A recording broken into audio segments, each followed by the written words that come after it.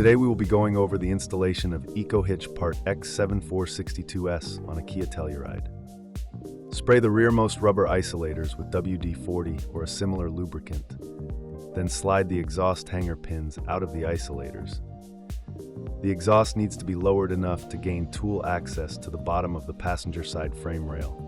The spare tire may also need to be loosened or removed to ease installation. Place a 1/2-inch flat washer over the end of each supplied 4.5-inch hex bolt.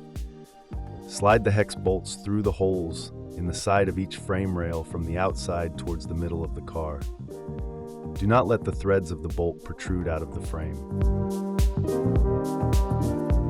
Raise the hitch into position, then slide the threaded end of the bolts out of the frame rails and through the hitch side plates.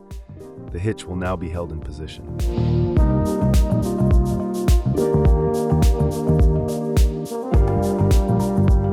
Loosely secure each of the bolts with one flat washer, one lock washer, and one hex nut. Place a lock washer, followed by a flat washer, over each of the supplied 40mm bolts. Thread each of these bolts through the holes in the bottom of the hitch and into the frame rails.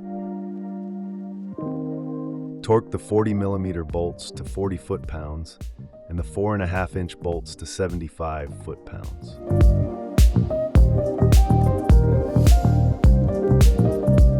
Once all bolts are torqued, the exhaust isolators may be reinstalled.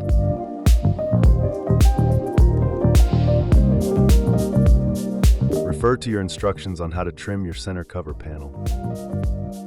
Your EcoHitch installation is now complete.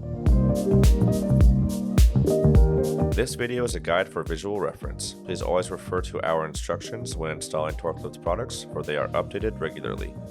For any questions, visit our website or give us a call at 800-246-8132.